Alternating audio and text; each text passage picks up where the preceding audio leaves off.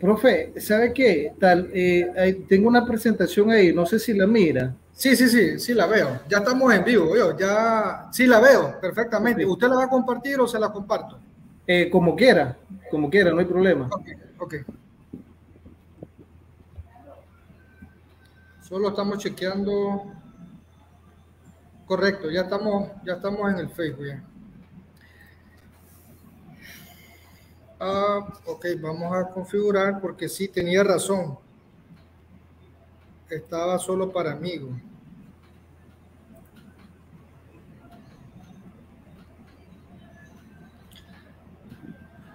Ok, perfecto. Muy buenas tardes. Muy buenas tardes. A las 3 de la tarde, siendo puntual, eh, cumpliendo con el tiempo establecido, ¿verdad? Con la jornada del día de hoy. Muchas felicidades, maestro Henry Castellón.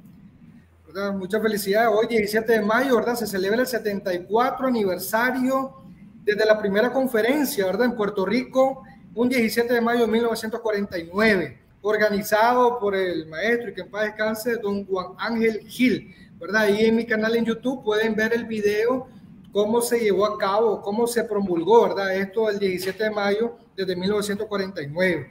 En esta ocasión vamos a tener a disposición, ya les dije yo, aprovechen ahorita estos 40 minutos al profesor Henry para hacerle todas las preguntas, que después de estos 40 minutos todo viene a través de honorario, ¿verdad? Entonces, el tema que el maestro Henry Castellón nos va a compartir es el proceso de fiscalización de la DGI, un tema sumamente importante. Recuerden que los contribuyentes deben de estar preparados ante una contingencia fiscal y esto solamente se puede llevar a cabo si tienen una planificación, ¿verdad? Y para eso, pues el maestro le va a explicar cuáles son las claves para poder atender y salir exitoso en una fiscalización de la Dirección General de Ingresos. El maestro Henry Castellón Morales, ¿verdad? Es máster en Derecho Tributario, es asesor contable y tributario para el sector privado, laboró más de 12 años en la Dirección General de Ingresos como auditor fiscal, fue analista de norma y de procedimiento de fiscalización. Además, es muy activo en las redes sociales y está capacitando virtualmente, ¿verdad?, a un sinnúmero de profesionales. Él sí está llevando a cabo, ¿verdad?, la educación continua a otros profesionales. Así es que, muy buenas tardes, maestro. Muy buenas tardes, profesor Marcio Toruño. Es para mí un honor el que usted no me haya invitado a esta exposición en el Maratón Contable 2023 y un saludo para todos los que nos están viendo en la otra pantalla.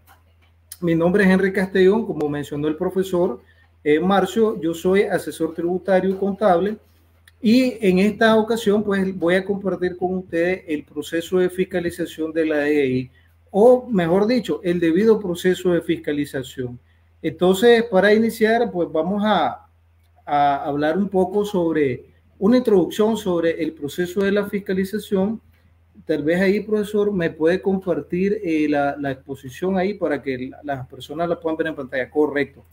Entonces, correcto, gracias. Entonces, vamos a... Correcto, ahí.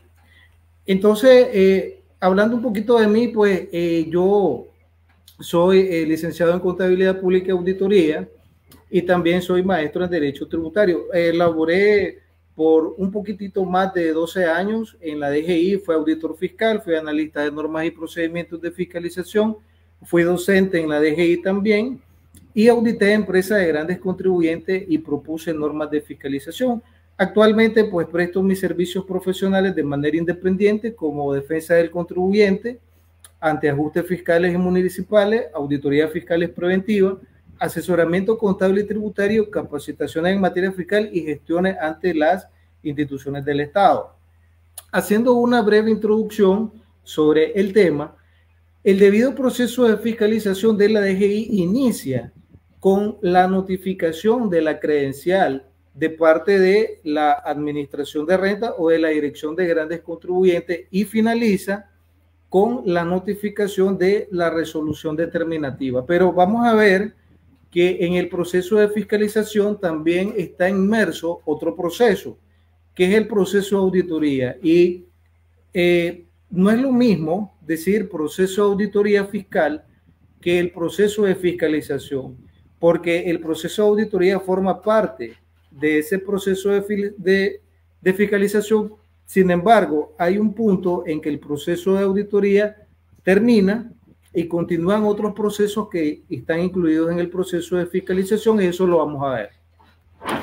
Actualmente, la culminación del proceso de fiscalización implica la determinación de reparo o ajustes fiscales, los cuales, para que sean legítimos, deben contener fundamentos técnicos y legales, porque caso contrario se les clasificaría como ajustes con nulidad absoluta. Entonces noten algo: todo reparo, todo ajuste formulado por la DGI debe contener en esencia dos características. La primera es que ese ajuste tenga una base técnica que viene a contestar la pregunta ¿por qué me ajustaste? O ¿por qué me realizaste ese ajuste? Pero también debe contener una base legal, o sea, que viene contestando la pregunta ¿cuál es la base que te da la ley a vos para que vos me puedas hacer ese ajuste? Una de estas dos características, vamos a llamarle base, una técnica y la otra legal. Si no tiene alguna de estas dos bases, entonces ese ajuste es arbitrario. Tiene que contener las dos. Si no contiene las dos, entonces hay un proceso viciado. El proceso de fiscalización incluye obligaciones y derechos para el contribuyente, por lo cual el Estado debe garantizar y tutelar dichos derechos, debido a que en caso contrario dicho proceso se convierte en un proceso viciado y arbitrario, por lo que legalmente sería impugnable y anulable. Bueno, y lo que yo les voy a mostrar en esta exposición de 40 minutos va a ser precisamente el debido proceso, qué es lo justo, cómo el proceso de fiscalización de la DGI se debe de realizar de una manera justa. Eso es lo que vamos a ver acá. Ya sabemos que, o sea, si la DGI realiza un proceso de fiscalización que no está apegado a lo que se va a presentar en esta exposición, entonces pues estaríamos ante un proceso de fiscalización viciado. Esta exposición persigue como objetivo general el describir el debido proceso de fiscalización de la DGI con el propósito de que los participantes adquieran conocimientos técnicos y legales para atender una auditoría fiscal. Noten algo: la auditoría, cuando un contribuyente atiende a la DGI, no es simplemente de que dame o te voy a dar el auxiliar contable que me está requiriendo de ingresos, costos y gastos, o no es simplemente el decir, bueno, te voy a dar los documentos soporte de esos ingresos, costos y gastos, o de algún otro registro en alguna de las cuentas de balance, sino más bien es el poder presentar y justificarle a la DGI algunas situaciones que para el auditor fiscal pudiera parecer sujeta de ajuste. Entonces hay que dialogar con el auditor. Si el auditor tiene una duda, hay que explicarle, porque amigos, eso de que solamente te voy a entregar los auxiliares contables y los soportes, eso no realmente no es una verdadera atención para atender una auditoría fiscal. Ok, ¿cómo vamos a lograr el objetivo general? En base a 4 objetivos específicos. El primero es presentar definiciones relacionadas al proceso de fiscalización, exponer el debido proceso de fiscalización desde su inicio hasta su culminación, mostrar la base legal esencial relacionada al proceso de fiscalización y al final vamos a explicar un flujograma del proceso de fiscalización. Por eso, quienes nos están viendo en la otra pantalla, vayan anotando sus preguntas, que además de todos estos objetivos específicos, vamos a hacer un espacio de preguntas y respuestas para poder responder esas interrogantes que ustedes vayan teniendo en el transcurso de esta exposición. Muy bien, si nosotros hablamos de debido proceso de fiscalización, por lo menos tenemos que saber o buscar cuál es la definición de esas palabras que forman esa frase. Entonces, de acuerdo con el diccionario, debido es sinónimo de justo y razonable. Proceso es un progreso, es el conjunto de fases sucesivas de un fenómeno o de una serie de fenómenos. Y fiscalización, de acuerdo con el Manual de Auditoría Fiscal de la DGI del año de 2009, es sinónimo de control, equivale a ejercer un dominio o supervisar un carácter de autoridad del comportamiento tributario de los contribuyentes. Entonces, simple y sencillamente, el debido proceso de fiscalización es el proceso administrativo que debe realizar la DGI para determinar si las cifras declaradas están razonablemente presentadas. Así de sencillo. Entonces, con las definiciones que nosotros ya mencionamos, proceso de fiscalización, podemos entonces definir el proceso de fiscalización como el proceso de esa acción de fiscalización, pero también como el conjunto de las fases sucesivas del control sobre el comportamiento tributario de los contribuyentes. ¿Por qué? Bueno, porque ¿cómo la DGI ejerce ese control? Bueno, mediante auditorías fiscales. Y el debido proceso lo podemos definir como el progreso de la acción de fiscalización de una forma justa y razonable. Muy bien.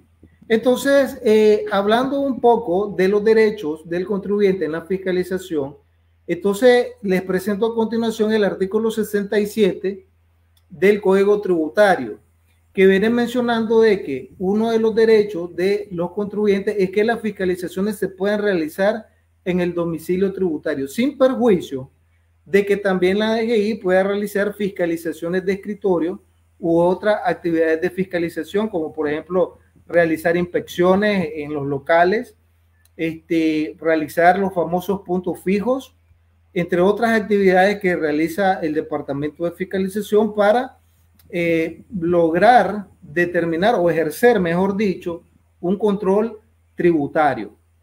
Muy bien.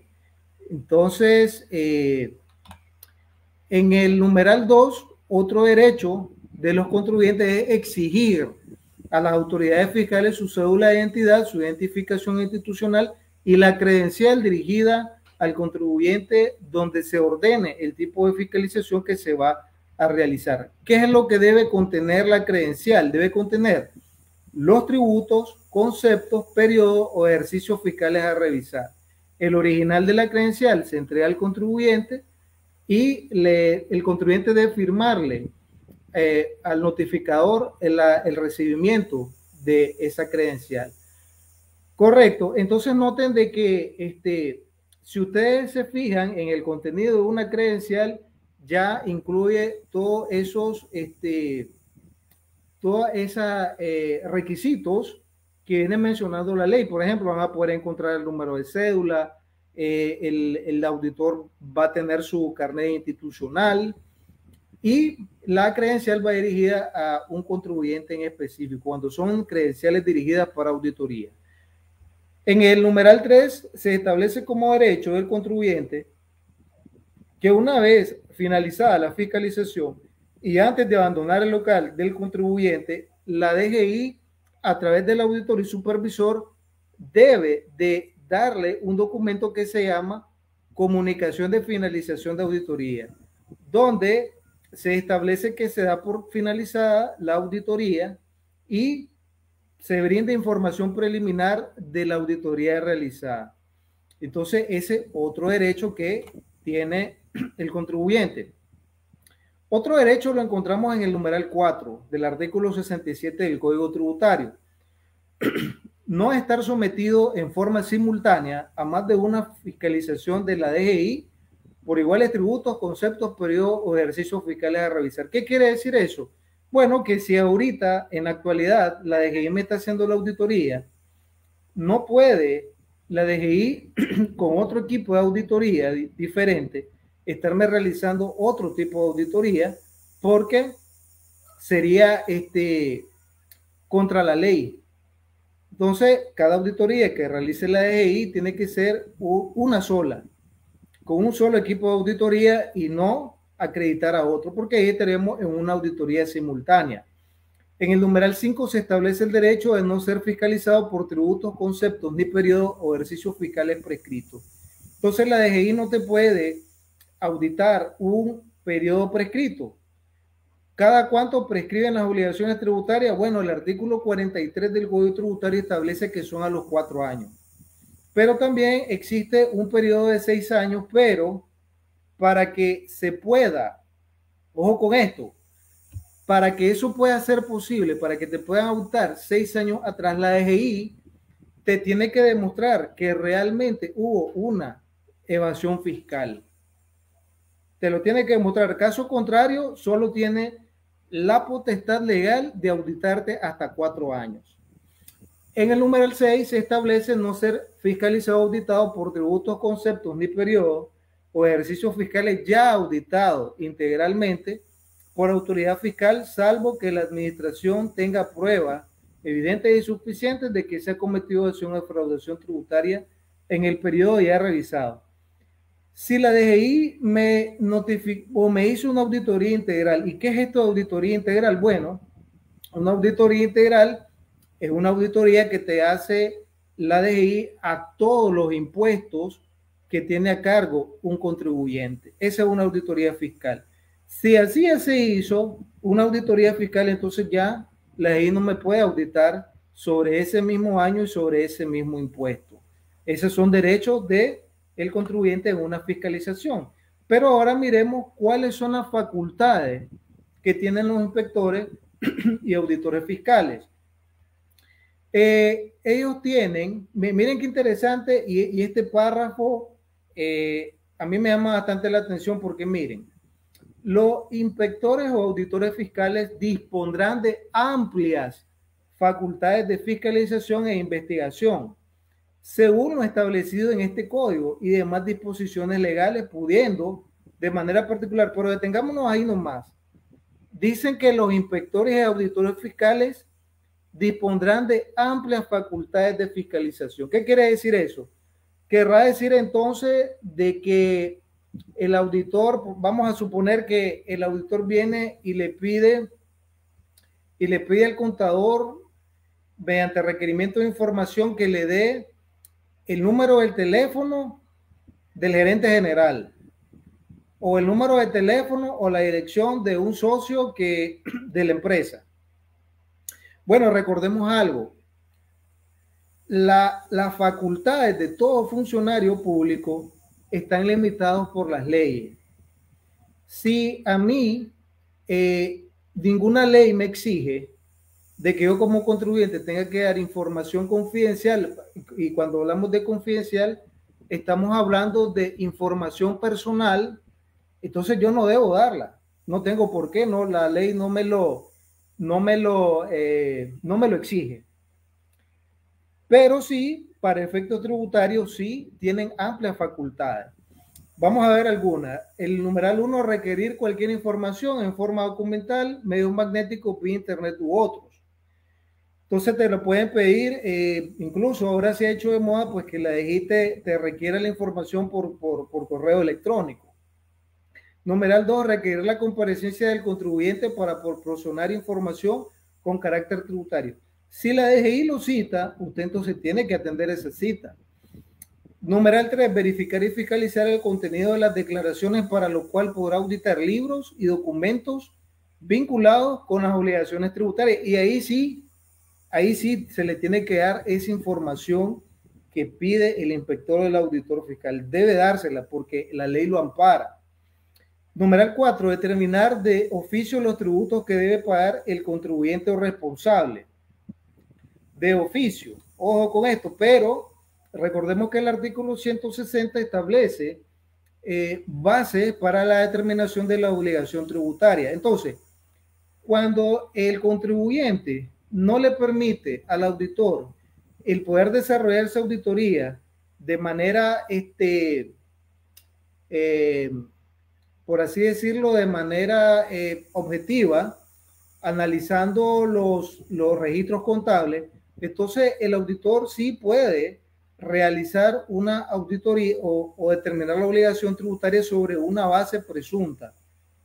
La primera base es la base cierta, en la cual el auditor se puede auxiliar de la contabilidad de sus soportes, pero si el contribuyente no se lo permite, entonces sí el auditor puede perfectamente aplicar otro tipo de determinación de la obligación tributaria como la base presunta, que ahí sí le permite aplicar ese numeral 4 que está determinando de oficio los impuestos que debe pagar el contribuyente. El numeral 5, comprobar la falta de cumplimiento de las obligaciones tributarias y aplicar sanciones. La DGI te puede aplicar multa. Entonces, ojo con eso. Una infracción, bueno, que cometa un contribuyente, ahí te va a ir tu multa. Numeral 6, practicar inspecciones en locales de cualquier clase. ¿Puede la DGI llegar a mi negocio y practicar inspecciones? Por supuesto que sí lo puede hacer. La DGI puede incluso estar presencial, de manera presencial, cuando se está realizando la toma de inventario físico, perfectamente. Numeral 7, presenciar o practicar formas de inventario físico, lo que yo les venía hablando anteriormente. Fiscalizar a las firmas privadas de contadores públicos y o contadores públicos autorizados facultados para emitir dictamen fiscal. Entonces, sí la DGI puede auditar a las firmas de contadores públicos, pero para revisar si ellos han estado presentando sus declaraciones de manera razonable. Pero en cuanto al dictamen fiscal, eso es letra muerta. Eso no se aplicó desde el año 2006, desde mayo de 2006, cuando entró en vigencia el Código Tributario. Entonces ya han pasado, noten esto, ya han pasado 17 años sin que se aplique lo del dictamen fiscal. Bueno, si no, pregúntenle a un contador público autorizado si alguna vez ha hecho un dictamen fiscal. La respuesta es negativa. Numeral 9, verificar el precio o valor declarado de los actos o rentas grabados a fin de hacer los ajustes en el caso de precios de transferencia conforme a los métodos establecidos en las normas tributarias correspondientes. Otra letra muerta. Desde que entró en vigencia la ley de concertación tributaria ya en el año 2013, o sea, ya la ley cumplió 10 años e increíblemente, bueno, no digamos increíblemente, y no se ha aplicado los precios de transferencia, y no se han aplicado los precios de transferencia. Entonces, letra muerta. Numeral 10, verificar si las declaraciones de los precios de transferencia o rentas grabadas no han sido subvaluados en montos inferiores a los que realmente corresponden de acuerdo con el giro, característica y política de precios del contribuyente, lo cual ahorita no es aplicable por lo que yo les mencionaba, que los precios de transferencia son letra muerta. Bueno, ahora sí, vamos al proceso de fiscalización. Ya vamos a entrar de lleno en el tema que hemos preparado, pero sí era importante analizar cuáles eran algunos de los derechos de ustedes como contribuyentes y también algunas facultades que tienen los auditores fiscales. Noten algo, miren, este proceso de fiscalización no es algo nuevo. Este proceso de fiscalización data desde el año 2006. Tal vez ustedes se recuerdan aquella disposición técnica 07-2006 que de las actuaciones de fiscalización, así se llamaba y así se llama. Entonces esto no es algo nuevo, esto ya tiene 17 años de haber sido establecido. Incluso el director general de ingresos de aquella época publicó esta disposición técnica y ahí se estableció formalmente de manera administrativa el proceso de fiscalización. ¿Cuál es el objetivo del proceso de fiscalización? Es estandarizar, regular y definir el procedimiento administrativo de fiscalización bajo los diferentes métodos y determinación de la obligación tributaria. ¿Quiénes son responsables? Son responsables la Dirección de Fiscalización en coordinación con los departamentos de fiscalización de las administraciones de renta y de su cumplimiento, el director de grandes contribuyentes, administradores de rentas, el director de fiscalización, jefes de fiscalización, supervisores y auditores. O sea que a lo mejor ustedes cuando están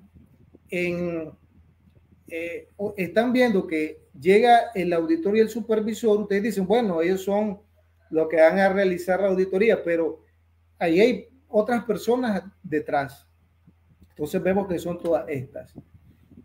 ¿Qué es una auditoría fiscal? Es el conjunto de procedimientos aplicados para comprobar la razonabilidad del cumplimiento de las normas tributarias y la aplicación de las normas de información financiera en las operaciones contables del contribuyente. Entonces, pues, ese es el concepto que está establecido en el manual de auditoría fiscal de la DGI.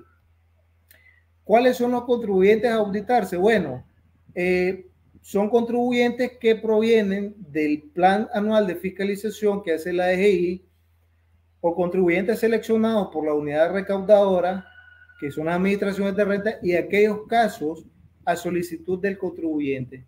Entonces, ¿cómo es esto? Bueno, el jefe de fiscalización, que es jefe del departamento, que es jefe de los auditores, que es jefe de los supervisores, debe asignar a cada supervisor a través de comunicación escrita todos aquellos casos que deben ejecutarse en el trimestre y para que el supervisor lo asigne a los auditores a cargo. Entonces ahí pues esa es la manera en cómo se programan las auditorías.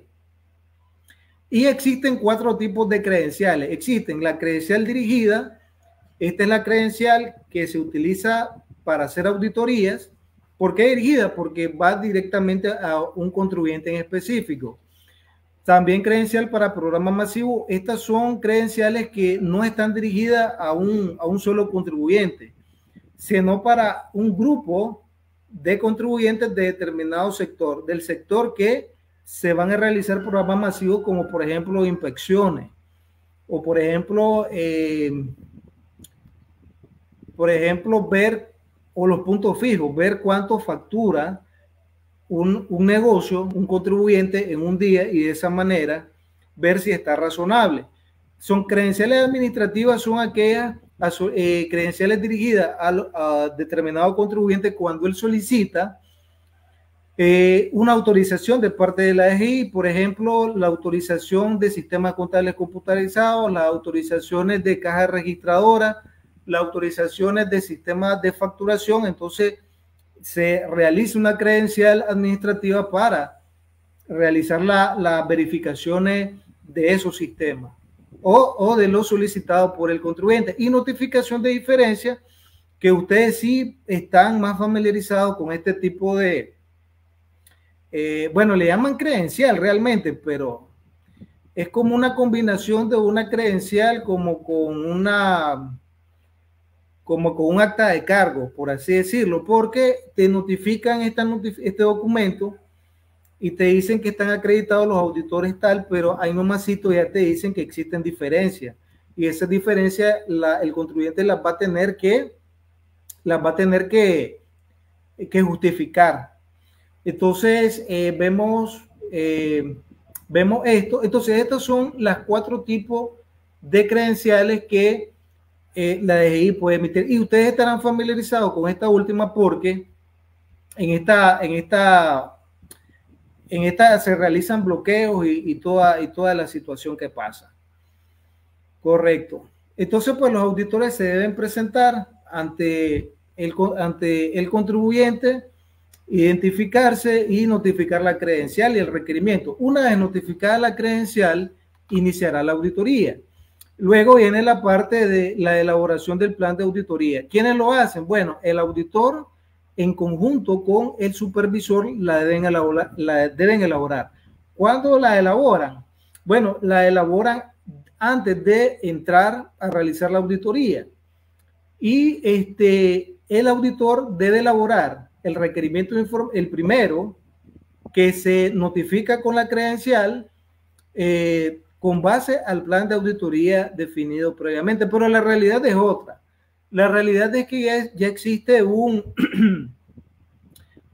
por así decirlo, un modelo de requerimiento de información tributaria donde te piden información kilométrica, como de 74 o más requerimientos. Bien, ahora, ¿qué ocurre cuando un contribuyente no permite la realización de una auditoría, bueno, va a haber una multa de entre un mínimo de 70 a un máximo de 90 unidades de multa y se aplica por cada día que el contribuyente impida la auditoría conforme los artículos 126, numeral 5 y 127, numeral 3 del Código Tributario. Entonces, cuando a usted, señor contribuyente, lo vayan a auditar, bueno, deje entrar a la DGI. Las auditorías son por ministerio de ley. Entonces, sí, usted debe de permitir la fiscalización para que no sea o la DGI no proceda a aplicarle multa y peor aún a determinar la obligación tributaria sobre base presunta, porque ahí sí va a tener que pagar esos ajustes y no va a tener cómo defenderse. Luego de que se aplican 2 multas por no facilitar la auditoría, el auditor determina la obligación tributaria sobre base presunta o sobre base objetiva conforme lo establece el artículo 160 del Código Tributario y elabora el acta de cargo en 10 días hábiles. A esto me refiero. Si usted ya cae en este caso, bueno, yo le recomendaría que se asesore muy bien porque lo que viene no es nada fácil. No es lo mismo permitir la fiscalización y que la DGI te realice la auditoría sobre base cierta, allá entrar a un proceso de defensa tributaria, pero ya con los pies hinchados porque no permitiste la fiscalización de la DGI. Ahora, ¿qué pasa si el contribuyente permite entrar a la DGI o los auditores a realizar la auditoría, pero no presenta la información? Bueno, va a haber otra multa de entre un mínimo de 70 a un máximo de 90 unidades de multa conforme a los artículos 126, numeral 7 y 127, numeral 3 del Código Tributario. Entonces, en este caso es diferente. Si permitiste entrar al equipo de auditoría, pero no le suministraste información, bueno, ahí van las multas. Durante la fiscalización no está permitido que los contribuyentes realicen declaraciones sustitutivas. Y si lo lograsen hacer, bueno, la DGI les va a aplicar una multa por contravención tributaria de 500 a 1.500 unidades de multa con base al artículo 137 del Código Tributario. Disculpe que lo interrumpa, maestro. Sí. De acuerdo a eso que está diciendo, sí, actualmente no es posible hacer esas declaraciones sustitutivas, ¿verdad? Porque como siempre ellos tienen que autorizar la sustitutiva, el contribuyente nunca la va a poder hacer. Así es, ¿verdad?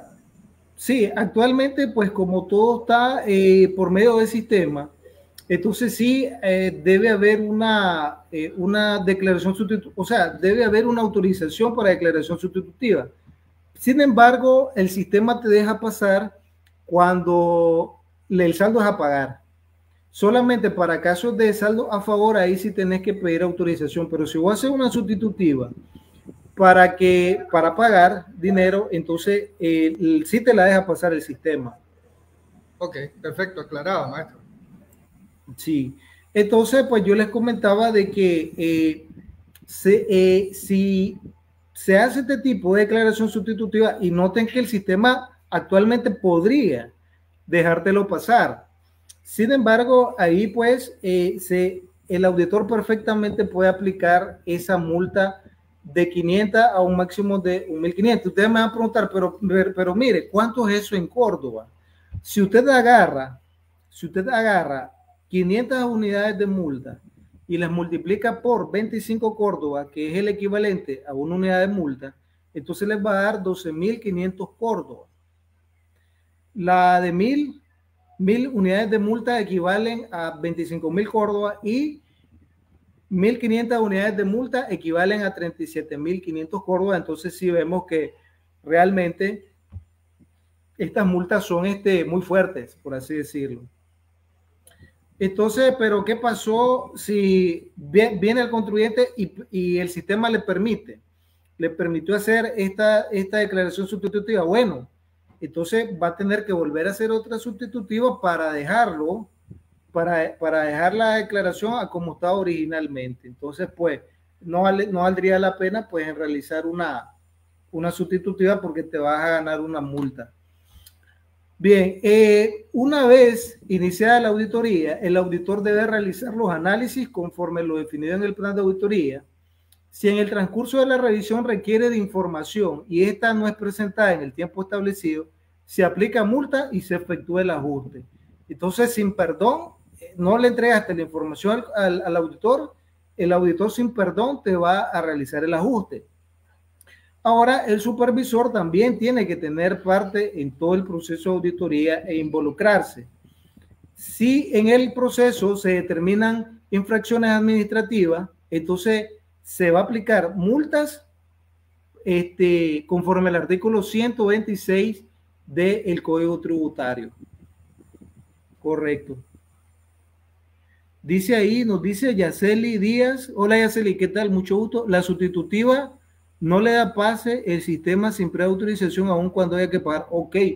Bueno, sí, y puede ser cierto. Puede ser cierto porque recuerden que va cambiando. O sea, como es un sistema que se puede, por así decirlo, manipular. No me gusta esa palabra, pero sí, es bien apropiada. Se puede manipular y vemos de que las cosas con los sistemas están cambiando. Bueno, anteriormente yo les decía de que, bueno, yo miraba eso, pues, de que había una sustitutiva y si era pagar, el sistema te lo pasaba, pero bueno, puede ser que eso ya haya cambiado. Dice José Figueroa, mucho gusto saludarte, estimado. Dice, existen empresas a las que sí se le ha aplicado el estudio de precios de transferencia y dictamen fiscal. Correcto, pero eso bajo una base contable. Pero yo te aseguro que bajo una base tributaria eso no existe. Puede ser que sí, precios de transferencia y dictamen fiscal, pero desde un punto de vista de auditoría financiera. Pero si ya estamos hablando de auditoría tributaria, eso no existe. Sí, entonces, bueno, por lo que yo les mencionaba, muchos dicen, incluso muchos abogados mencionan de que no se puede aplicar los precios de transferencia porque no han sido reglamentados. Bueno, ese es el criterio de ciertos abogados y bueno, pues si ellos lo dicen, deben de tener razón. Muy bien. Entonces, correcto, si hay preguntas, entonces por favor profesor, vaya poniéndomelas ahí para poder irle dando respuesta. Muy bien. Okay. Perfecto. Sí. Ok, gracias. Y una vez que termina el proceso de fiscalización, entonces, bueno, vamos a ver lo que nos dice Roger Antonio. Mucho gusto, Roger. En la declaración anual, IR no me aceptó todas las retenciones que había declarado en todo el año. ¿Cómo se procede? Pagué de más. Mira, lo que pasa es lo siguiente, Roger. Vos tenés que ver que sumar, cuando estás haciendo la declaración del IR anual, tenés que sumar todas esas retenciones que vos has venido acreditándote mensualmente. Ese monto de retenciones es el que vos tenés que reflejar en el renglón, me parece que es el renglón 100. El renglón 100. Correcto. Entonces es el renglón 100. Pero suponete de que vos no declaraste de menos en alguno de los meses y al final vos querés acreditarte en el IR anual, el sistema no te lo va a permitir. ¿Por qué? Porque el sistema ya tiene en su memoria la sumatoria de las 12 retenciones que vos te acreditaste mensualmente. Entonces, ¿qué es lo que puedes hacer? Bueno, mira, ya no te recomiendo hacer nada porque es un periodo cerrado. Entonces, si te pones a tratar de buscar a la DGI, te van hasta incluso una auditoría te pueden mandar. Entonces, si pagaste de más, pues, ni modo, lo siento por ti. ¿Qué es lo que yo te puedo recomendar? Bueno, yo te recomiendo que antes de hacer tu declaración, te asesores, tenés que estar asesorado. Porque imagínate, si hubieras tenido un asesoramiento, en este caso en particular, entonces, lo que hubieras hecho en ese entonces, hubieras hecho una sustitutiva de alguna de las declaraciones, incrementando tus retenciones, porque a lo mejor se te escapó una, Y sí, una vez que ya vayas a hacer la declaración del IR anual, sí el sistema va a tener en su memoria esa sustitutiva y te lo va a permitir acreditártelo, pero ahorita ya no, porque ya eso ya pasó. Te recomiendo que sí te vayas preparando para el IR anual 2023. Ustedes me van a decir, sí, pero eso está largo. Sí, pero recordemos de que el tiempo pasa volando, entonces hay que estar preparado, hay que ir con 3 pasos adelante, porque la DGI va con 7 pasos adelante de nosotros. Muy bien, entonces, una vez que se termine el proceso de auditoría, el auditor va a estructurar el expediente de auditoría con todos los documentos soporte, los papeles de trabajo y el informe de auditoría. Y antes de abandonar el local, entonces se va a notificar la comunicación de finalización de auditoría y se van a explicar los ajustes al contribuyente. Entonces, los auditores, el equipo de auditoría, entrega un tanto al contribuyente y el contribuyente también debe recibir el acta resumen de documentos no suministrados y el acta de entrega de documentos. Finalizada la auditoría, el auditor entrega el expediente de auditoría al supervisor para su revisión final. Y luego de eso, de que ya se comunicó la finalización de la auditoría, entonces viene a la etapa del acta de cargo.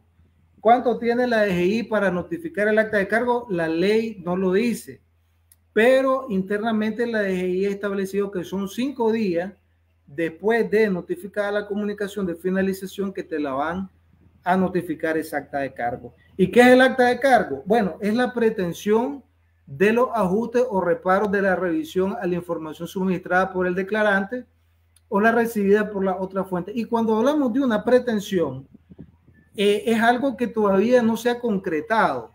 O sea, ¿qué queremos decir con esto? De que todavía no se ha determinado una obligación tributaria. ¿Cuándo es que se determina la obligación tributaria? En la resolución determinativa. Yo les decía de que el proceso de auditoría va inmerso en el proceso de fiscalización. ¿Cuándo inicia y cuándo termina el proceso de auditoría? Bueno, inicia cuando se notifica la credencial y termina cuando se notifica la comunicación de finalización de auditoría. Ya todo lo que venga después ya es determinación de obligación tributaria.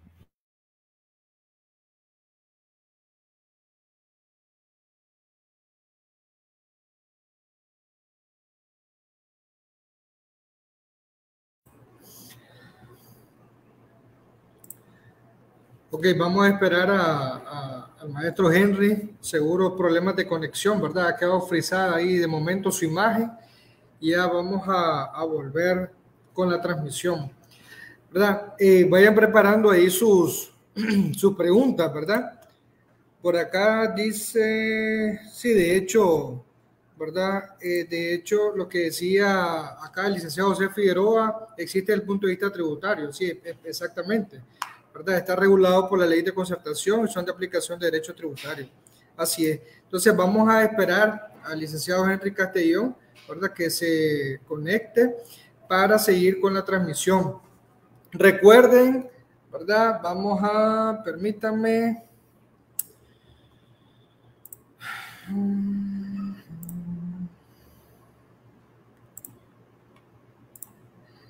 Por acá tienen, ¿verdad? La memoria. Esta es la segunda memoria del tercer encuentro de cumplimiento tributario, ¿verdad? Ayer que hacía el Facebook Live en vivo, explicaba cómo es la dinámica para ganarse esta memoria del tercer encuentro de cumplimiento tributario.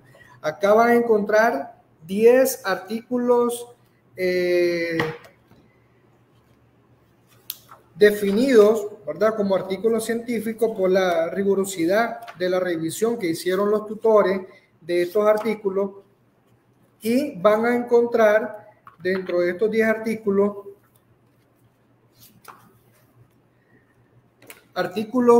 elaborados por el doctor Carlos Navarro Meal, el doctor Ricardo Illesca, el maestro Germán Antonio Moraga. Van a encontrar también un artículo del maestro Benjamín Hernández Bojorge, de su hijo Benjamín, el licenciado Benjamín Hernández García. Van a encontrar otro artículo del licenciado Reinaldo Gómez González, También otro artículo del licenciado Ricardo Guerrero en temas de seguridad social. Un artículo elaborado por el doctor Silvio Iván Bendaña Mora, ¿verdad? Con una vasta experiencia. Imagínense, solamente escuchen el currículo que tiene el doctor Silvio Iván Bendaña. Es contador público autorizado, es abogado y notario público, es un doctorante en Derecho por la Universidad Internacional Iberoamericana, tiene una maestría en Derecho Público, tiene una maestría en Tributación en el Instituto Europeo de Estudios Empresariales España, tiene un posgrado en Política y Administración Tributaria de la Escuela Interamericana de Administración Pública de la Fundación Universitaria Getúlio Vargas, Brasil. Tiene un posgrado en Gerencia de Personal de las Empresas en la Escuela Técnica de Comercio de la Fundación Universitaria Getúlio, también de Brasil. Un posgrado en Instituciones y Técnicas Tributarias de la Escuela de Hacienda Pública de España. También tiene un posgrado en Gestión y Dirección de Empresas de la Universidad Centroamericana, Escuela Superior de Administración y Dirección de Empresas de España. ¿Verdad? Entonces, la vasta experiencia del doctor acá la van a encontrar en un artículo científico preparado por él. También un artículo de la conferencista anterior, de la licenciada Mayra Hernández Sandoval. Otro artículo por la licenciada Heidi María Escobar Telle, que es una contadora pública autorizada. Va a hacer su presentación a las 6 de la tarde.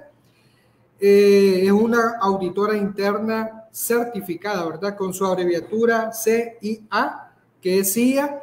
Luego tiene una certificación en coaching de ejecutivo, pública autorizada, máster en finanzas.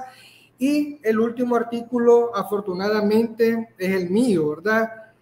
Soy como contador público autorizado. Entonces, lo que explicaba acá el maestro Henry Castellón Morales es el tema del debido proceso. Recuerden que es algo sumamente importante. Lo que explicaba él es que deben de tener en cuenta siempre lo que establece el artículo 84 del Código Tributario, ¿verdad? Todo lo que refiere a las notificaciones. Y por supuesto, tener mucha atención también a lo que establece el artículo 85 del Código Tributario.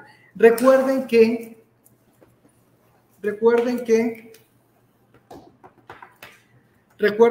en el 85 pueden encontrar un espacio, ¿verdad? Un espacio a favor del contribuyente, ¿verdad? Porque acuérdense que estamos hablando de derechos del contribuyente en este caso. Porque recuerden que el 85 dice que si la notificación es realizada de manera no personal, la notificación va a iniciar el cómputo de los plazos después del tercer día, ¿verdad? Eso significa que hay que poner mucha atención con lo que establece el artículo 85. Es decir, si hoy me notificaron, hoy me hicieron la notificación la Dirección General de Ingresos, hoy miércoles 17, y la notificación la recibió la recepcionista, en este caso, vamos a revisar lo que establece el artículo 84, numeral 1 del Código Tributario, ¿verdad? Que establece que se va a considerar una notificación de manera personal siempre y cuando quien haya recibido esa notificación sea el interesado, ¿verdad? O en este caso, el representante legal de la empresa. Es decir, si hoy miércoles 17 recibimos una notificación de parte de la Dirección General de Ingresos y la recibió la recepcionista, ¿verdad? La persona que está encargada de la recepción de documentos, entonces significa que hoy miércoles 17 recibimos la notificación, jueves 18 un día, viernes 19 segundo día, lunes 22 tercer día. Es decir que los 10 días, ¿verdad? Vamos a suponer que en este caso los 10 días que nos están habilitando para el ofrecimiento de prueba o para la presentación de un recurso va a iniciar apenas hasta el martes 23 de mayo. Por eso es muy importante, ¿verdad?, leer con lupa estos artículos, específicamente el 84 y el 85. ¿Por qué? Porque como muy bien lo mencionaba el licenciado Henry Castellón,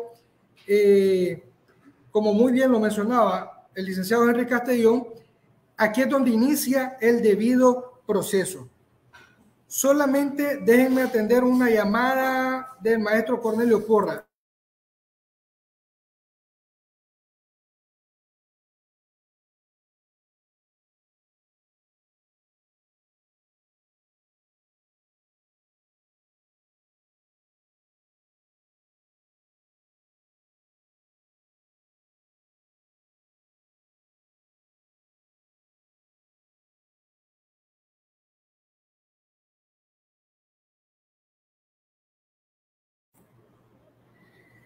Me disculpan, ¿verdad? Pero tenía que atender esa llamada porque es el siguiente conferencista, el que viene, el maestro Cornelio Porra, a las 4 de la tarde, que nos va a dar, nos va a hacer la presentación del tema, la auditoría forense, una oportunidad de servicio.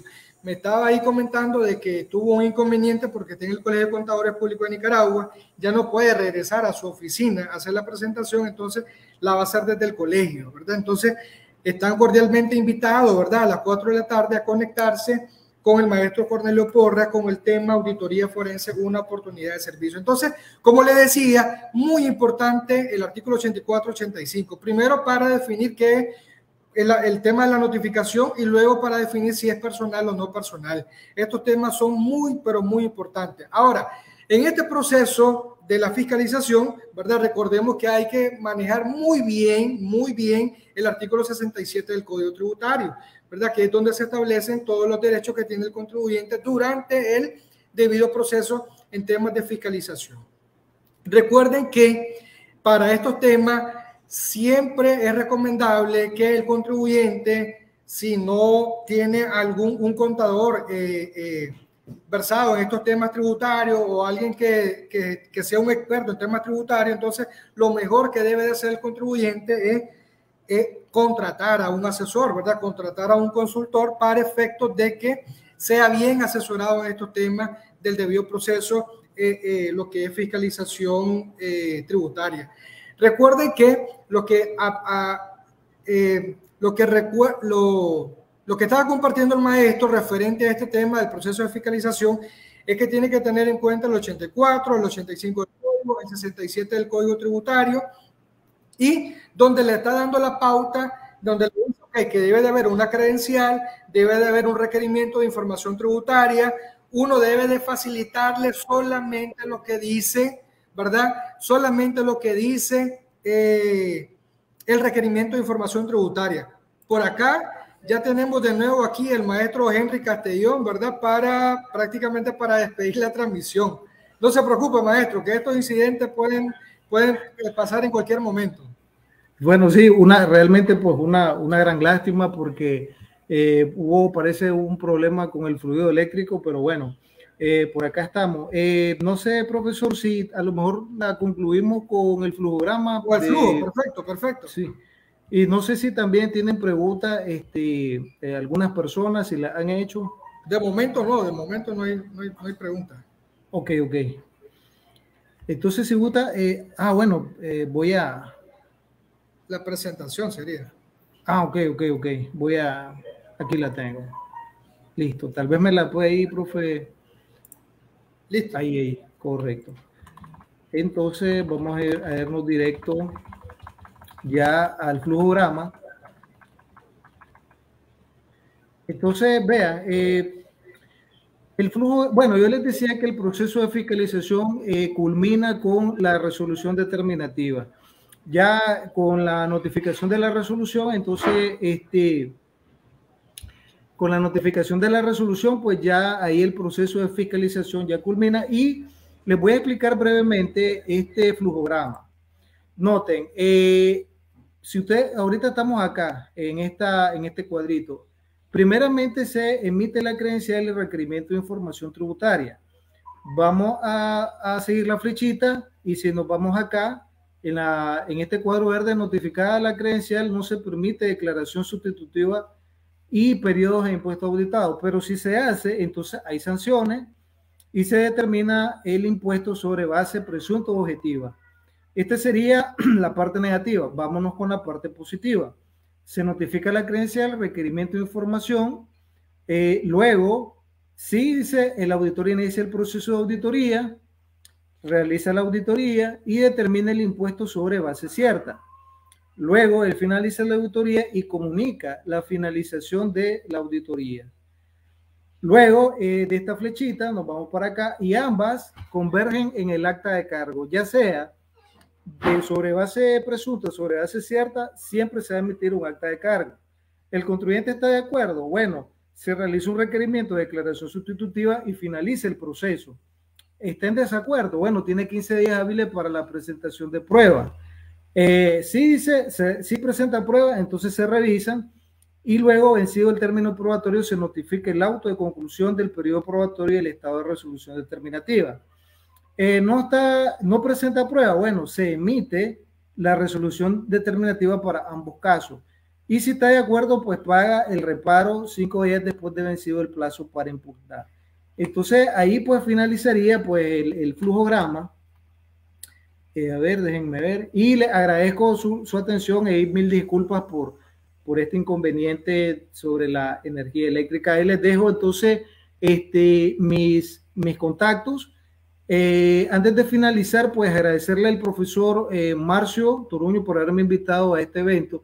Si ustedes desean que yo les comparta esta presentación, entonces hay un enlace, o me la pueden pedir, ahí está, ahí les puse, creo yo, bueno, no les puse mi correo, pero pueden mandarme un correo a hcmconsultor@gmail.com. Repito, hcmconsultor@gmail.com. Me piden la presentación y yo con mucho gusto se las mando. Dice el doctor José Figueroa: hola Henry, ¿cómo defenderse ante la aplicación de parte de la DGI del principio de realidad económica? ¿Cómo defenderse ante la aplicación por parte de la DGI del principio de realidad económica? Ahora, yo te pregunto, José, pero ¿qué quiere decir la DGI cuando te dice, bueno, te voy a aplicar el principio de realidad económica? Si ese principio de realidad económica se refiere prácticamente a un aspecto contable, no a un aspecto tributario. Si bien es cierto, sí puede utilizar una base complementaria, pero bueno, tendríamos que analizar a la luz de la ley si esa aplicación de ese principio no contradice la ley o no la vulnera. Entonces, bueno, ya creo que vamos 57 minutos, ya estamos finalizando. Entonces, si no hay más preguntas, pues yo les agradezco y damos por finalizado este evento, porque ahorita ya viene el próximo evento de este maratón contable, lo cual es una muy buena iniciativa del profesor Marcio Toruño. Yo quiero felicitarlo, profesor Marcio, por esta buena iniciativa y espero que el próximo año me invite para dar otra exposición. Muchas gracias a todos los que estuvieron viéndonos desde la otra pantalla.